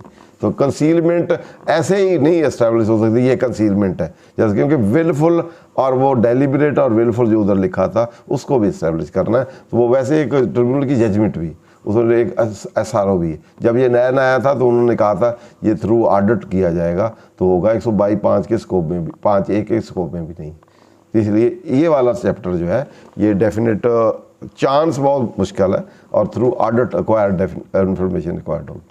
क्लियर? इसमें एक क्वेश्चन ये भी है कि वो जो टोटल परचेज के ऊपर मार्जिन बना के सेल का टोटल वो टैक्सेबल करेगा या वो परचेज को फिर माइनस करेगा और मार्जिन को टैक्सेबल करेगा? यहाँ तो वो टोटल ही करेगा ना। यहाँ तो पहला वर्ड है कि कंसील्ड सेल, ठीक है। वो कहे जी आपकी कंसील्ड सेल है, परचेज आपकी ये यहाँ से पता चल गया तो सेल आपने डिक्लेयर नहीं की तो वो सेल आपकी इतनी बनती, क्योंकि जब परचेज को तो कहता है परचेज से सेल हुई है ना, तो यानी वो परचेज माइनस नहीं करने देगा? नहीं टोटल यहाँ तो सेल की एडिशन होनी है ना, ये प्रोडक्शन वैल्यू की एडिशन होनी। ठीक। यहाँ तो वो हायर साइड पे जाएगा, लोअर पे जाएगा तो उसकी मर्जी चले जाए तो आपको फायदा हो जाएगा। परचेज ऐड कर ले तो आपके पास दो व्यूज आ जाएंगे, एक तो परचेज वर्ड नहीं लिखा हुआ इसलिए गलत है, तो दूसरा अगर किसी स्टेज पे हो जाए भी नहीं भी लिखा तो फिर क्या है वो सेल ऐड कर देता, ठीक है आपने सेल भी तो की है ना, कंसीलमेंट तो एस्टैब्लिश है ना, तो फिर आपका लोअर साइड पे एडिशन होगी ना। परचेज लोअर है, सेल करता तो 20% और ऐड होनी थी, ठीक है। तो इसलिए वो लोअर भाई आप मान लेना, पहली बात तो माने ही ना कि भाई नहीं भी गलत है। अगर दूसरी बात एट द एंड मानना ही पड़ जाए तो उनके ठीक है परचेज सही की है, अगला मार्जिन ऐड ना करें, ठीक। चलिए उसके बाद नेक्स्ट है 108। ये सर ये हबीब जालम वाला है, मैं नहीं मानता। माना कोई मानते कोई नहीं, तरीके है ना मनाने के, मोहब्बत में कोई मानते हैं कोई नहीं मानते, कोई मान भी जाते हैं। हबीब जालम कहता ना मैं नहीं मानता, वो नहीं मानता, हम मानते हैं, हम मनवाते भी मानते भी हैं, दोनों चीज़ें। प्यार मोहब्बत से कहो तो हर कोई मान जाता है जी। ये तो हो गया बेटा सेक्शन, ये तो हमने सारे देख लिए। 108 पे हैं एंटी अवॉइडेंस।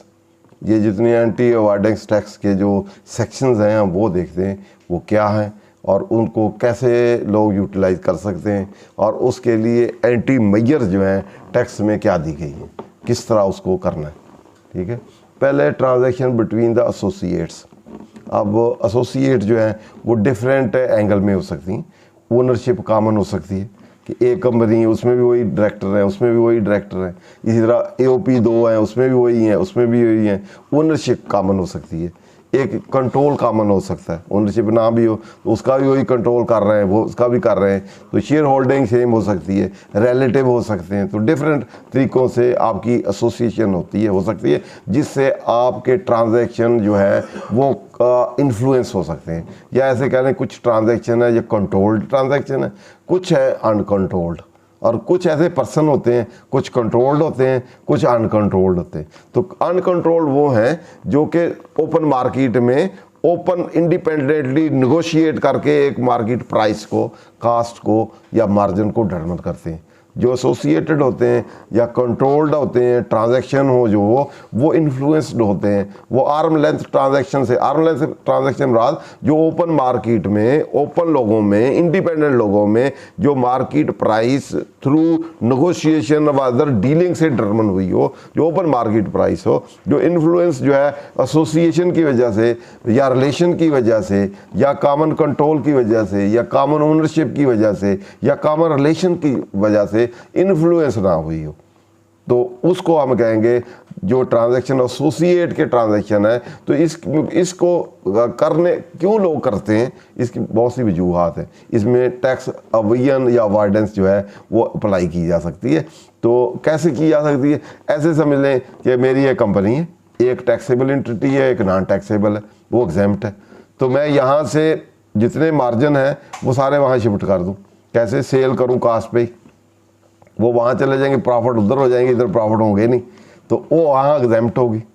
तो इसलिए इन चीज़ों को कि मैं सारे प्रॉफिट ट्रांसफ़र कर दूँ एग्जेम्प्ट एंटिटी में, या ऐसी एंटिटी में जो ऐसी टेरिटरी में जो एग्जेम्प्ट है या जिसमें लॉ अप्लीकेबल नहीं, या वाइस वर्सा भी हो सकते हैं, तो उधर से उधर ट्रांसफ़र करें। मनी शिफ्टिंग ऑफ मनी है, शिफ्टिंग ऑफ गुड्स मनी या जो भी एक से दूसरे में शिफ्ट करना हायर लोअर वैल्यू से, ताकि टैक्सिंग बेनिफिट या अवॉइडेंस ये इसको मैनेज की जा सके। तो इसलिए एसोसिएट जहाँ भी अंडरटेकिंग है तो उसमें वो लो कास्ट पे भेज देते हैं।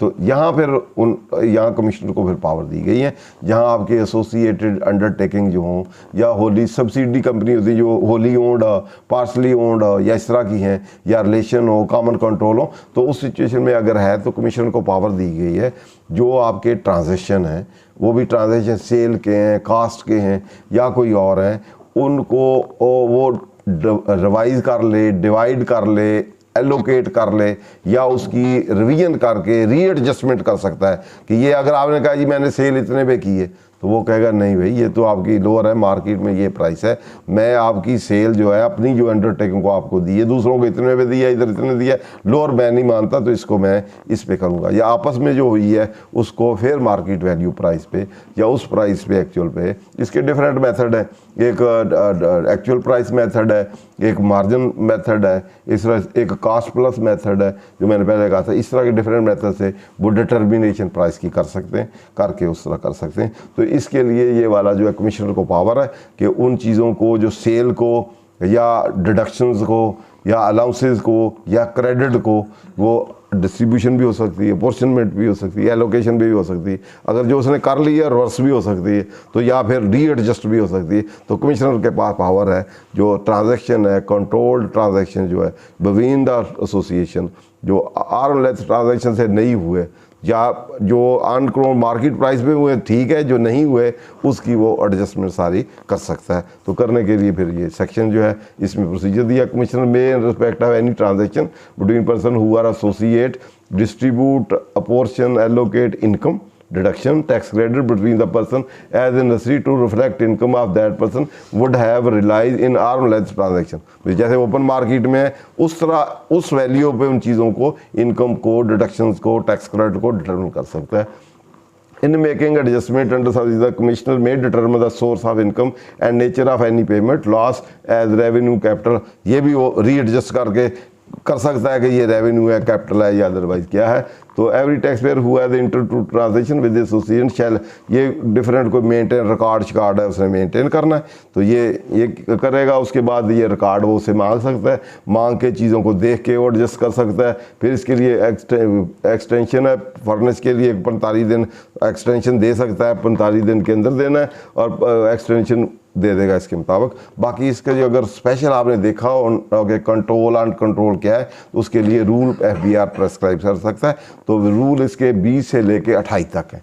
वहाँ आप अगर पढ़ लेंगे तो वहाँ control transaction, arm length transaction, methodology क्या है वो उसमें दिए हुए हैं। ठीक है, तो हम आप यहाँ से अगर किसी जगह लिखा हुआ है कि wherever the FBR या कोई भी अथॉरिटी may prescribe rules, और वो रूल प्रिस्क्राइब नहीं हुए यहाँ तो हुए, लेकिन अगर प्रिस्क्राइब नहीं हुए तो ट्रीटमेंट कैसे होगा? ट्रीटमेंट जो लॉ में होगी वो फिर टू एक्सटेंट होगी। यहाँ कोई मैंडेटरी है रूल उसके लिए चाहिए तो फिर ज़रूरी है, उसको कहते हैं स्ट्रक्चरिंग ऑफ डिस्क्रिशन। यहाँ कहीं डिस्क्रिशन दी जाए वो structure of discretion through rule होना फिर ज़रूरी होती है। फिर कोर्ट डिटरमाइन कर सकते हैं कि ये सही नहीं हुआ, रूल हुआ, लेकिन रूल मैंडेटरी नहीं होते। रूल एक डायरेक्टरी, एक प्रोसीजर होता है, लेकिन अगर लॉ में ही क्लैरिटी है, उसी से काम हो सकता है तो वो ठीक है। जैसे ऐसे समझ लें कि एक है चार्जिंग सेक्शन, एक है मशीनरी सेक्शन। तो चार्जिंग सेक्शन जब आपकी लायबिलिटी लेजिस्लेटर ने थ्रू चार्जिंग फिक्स कर दी है ना, मशीनरी के लिए कुछ प्रोसीजर नहीं भी दिए तो कोई फ़र्क नहीं पड़ता। Then you are liable to pay, वो आपने पे करना। प्रोसीजर में शार्ट कमिंग हो सकती है, तो ये आप कहेंगे 2 प्रोसीजर दिए, 3 दिए ही नहीं है, तो प्रोसीजर शार्ट कमिंग जो है उसकी वैलिडिटी को, चार्जेबिलिटी को ख़त्म नहीं करते, क्योंकि ये डायरेक्टरी और प्रोसीजरल नेचर होते हैं। तो इसलिए जहाँ कहीं उनकी बहुत ज़रूरत हो, जस्ट ही एक लाइन लिखी हो कि वहाँ लिखा हो कि ये इनकम चार्जेबल है सब्जेक्ट टू द रूल्स, तो फिर रूल ज़रूरी हैं। जहाँ बहुत सी चीज़ें, रूल क्या चीज़ होते हैं, बहुत सी चीज़ें लेजिस्लेटर जो है लॉ में नहीं दे सकता, 10-12 मेन दे दी और बाकी के लिए कर। अब 10-12 से वो चीज़ डिटरमाइन हो सकती है, तो रूल ना भी हो तो कोई उसको अफेक्ट नहीं करती। क्लियर? तो इसलिए अगर कोई चीज़ नहीं दी थी, जस्ट ये लिख दिया कि एज प्रेस्क्राइब रूल, तो फिर उसके लिए रूल ज़रूरी हो जाएंगे। कई दफ़ा सुप्रीम कोर्ट ने लाई काटर में ये भी होल्ड किया था कि जहाँ मशीनरी प्रोवाइडेड ना हो तो वहाँ भी वो फिर आप अनकॉन्स्टिट्यूशनल डिक्लेयर कर सकते हैं। मशीनरी से मुराद वो एडमिनिस्ट्रेशन, दूसरे वो चीज़ें, रूल के साथ वो चीज़ें भी हैं। क्लियर? इसके बाद report from independent charter accountant and cost and management accountant, तो ये ट्रांसफ़र प्राइसिंग भी इसको कहते हैं। तो इसमें चार्ट अकाउंटेंट से भी रिपोर्ट ले सकते हैं कि ये जो इसने ट्रांसफ़र किए हैं सही है, गलत है, ये वगैरह वगैरह। तो चार्टर अकाउंटेंट भी अपनी रिपोर्ट दे सकता है। वो मान भी सकते हैं, नहीं भी मान सकते, नहीं माने तो फिर खुद डिटरमाइन कर लें। चले आगे। उसके बाद ट्रांजैक्शन अंडर डीलरशिप अरेंजमेंट, ये मोस्ट इम्पॉर्टेंट है कि आप जब थ्रू डीलर आप चीज़ें बेचते हैं, तो उन्होंने कहा जी अगर आपका डीलर जो है वो सेल टैक्स में रजिस्टर नहीं है और एक्टिव लिस्ट टैक्स पर नहीं है, तो उस सिचुएशन में जो जिसका डीलर है उसका जो मार्जिन ऑफ डीलर है उसका 75% उसकी इनकम में ऐड किया जाएगा। और डीलर का मार्जिन जो है उसको समझा जाएगा डीमिंग 10% डीलर मार्जिन है। पहले 10% डीलर मार्जिन सेल का कैलकुलेट कर लिया जाएगा और 10% का 75% उसकी इनकम में ऐड कर दिया जाएगा, वो एडिशन इधर हो जाएगी। नहीं तो अदरवाइज ये इसका मकसद पर्पज़ ये है कि जिसने भी डीलर रखे हुए हैं वो डीलर जो है वो रजिस्टर होने चाहिए, उनको रजिस्टर करवाए और एक्टिव टैक्स पेयर पे रहे। अगर एक्टिव टैक्स पेयर पे होगी और डीलर रजिस्टर होंगे सेल टैक्स में तो फिर नहीं अप्लीकेबल होगा। जहां आप कोई डीलर अनरजिस्टर्ड होंगे तो उस सिचुएशन में आपको 75% ऑफ मार्जिन जो है अगर वो एटलीस्ट 10% के ऊपर होगा तो उसका, कम होगा तो 10% ट्रीट करके उस पर ऐड कर दीजिएगा। ठीक है जी। आगे रिकरेक्टराइजेशन ऑफ वो इनकम एंड डिडक्शंस, तो ये इम्पॉर्टेंट है। तो कई चीज़ें इंटर कंपनी या अदरवाइज है, आपने कुछ कहा है तो वो उसको रिकरेक्टराइज भी कह सकता है। आप जैसे 2-4 कंपनी हैं आपस में इकट्ठी मिल के जी इधर उधर की हैं तो वो रिकरेक्टराइज कर सकता है कि ये सारी नहीं एक ही हैं। इस तरह पहले ट्रांजैक्शन का है, कुछ वाले ला आया जी कंपनियों का या AOP का, तो ऐसे नहीं है। तो इसलिए ये तो एक ट्रांजेक्शन का है तो एक ही ट्रांजेक्शन होगा, दूसरी चीज़ें नहीं हो सकती। तो उन्होंने आप फिर इसमें दिए For the purpose of determining liability to tax under this Act, Commissioner may recharacterize a transaction or element of a transaction that were entered into as a part of tax avoidance scheme.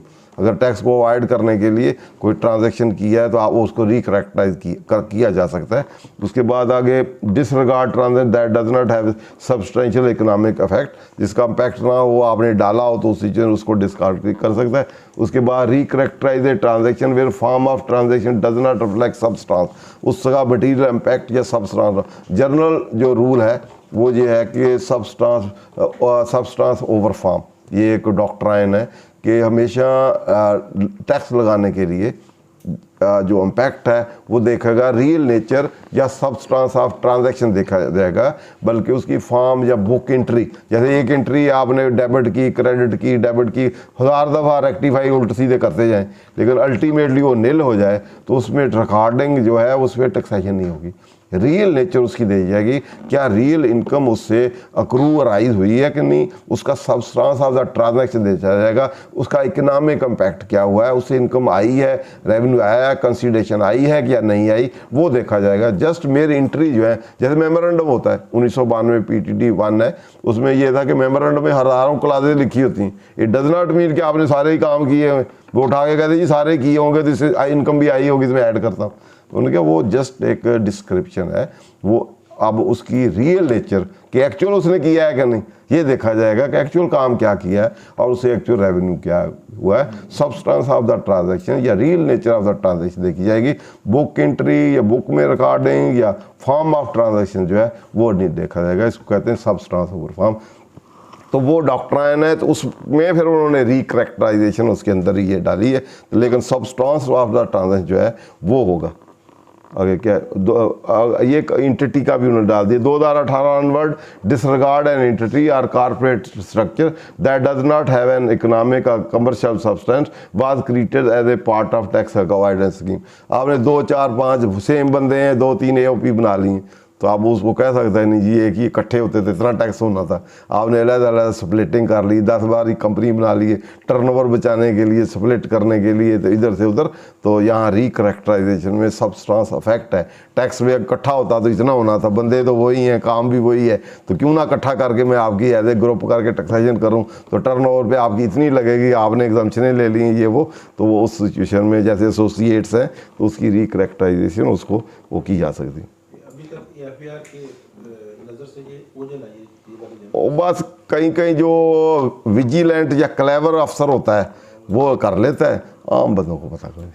Tax avoidance may be any transaction where one of the main purpose of person internet transaction is avoidance reduction of any person liability to the tax ordinance. Reduction in tax liability means reduction, avoidance, deferral of tax, increase in refund of tax, and includes reduction, avoidance, deferral tax that would have been payable under the ordinary but are not payable due to tax treaty for the avoidance of double taxation as section इतना।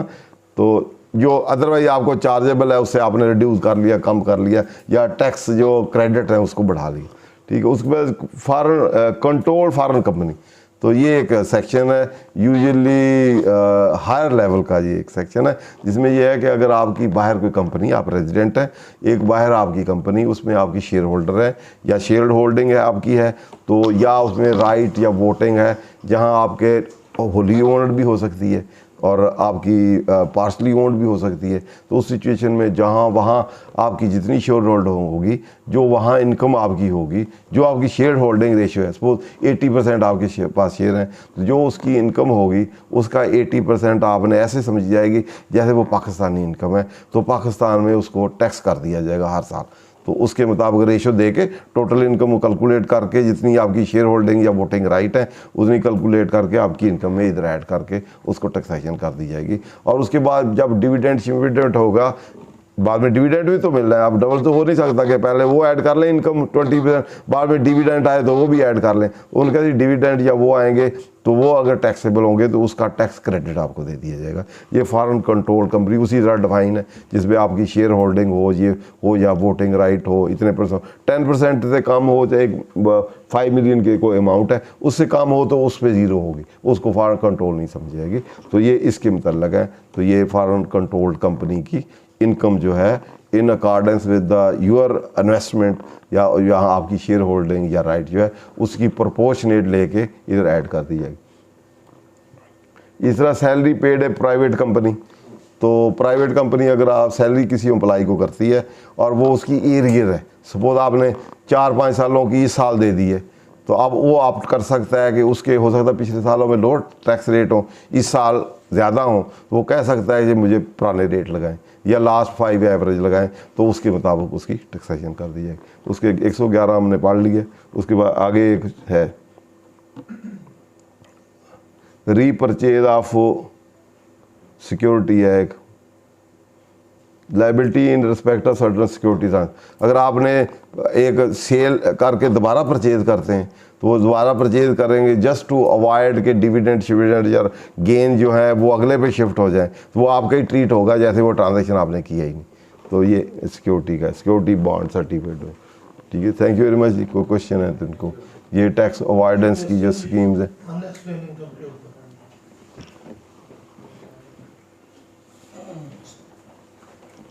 ठीक है, thank you very much. अच्छा, इसमें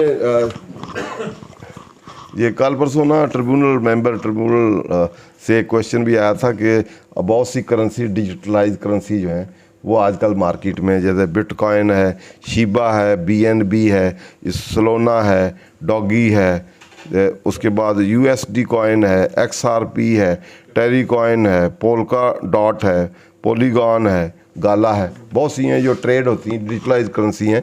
वैसे तो legal tender जो medium of exchange या currency होती हैं वो स्टेट जो है उसकी प्रोटेक्शन या उसकी गारंटी देता है। तो जैसे हमारी करेंसी पाक रुपी तो स्टेट बैंक देता है, USA के तो उनका सेंट्रल बैंक देता है, UK USA के अपने सारे बैंक जो है कनाडा सारा देते हैं। तो ये एक डिजिटलाइज करेंसी है जो कि कंप्यूटराइज प्रोग्राम के तहत वो ओरिजिनेट होती है और डिफरेंट पेनी कॉइन होते हैं और फिर कमूलेट होती है और with the passage of time और प्रैक्टिस के साथ उसकी वैल्यू बन जाती है।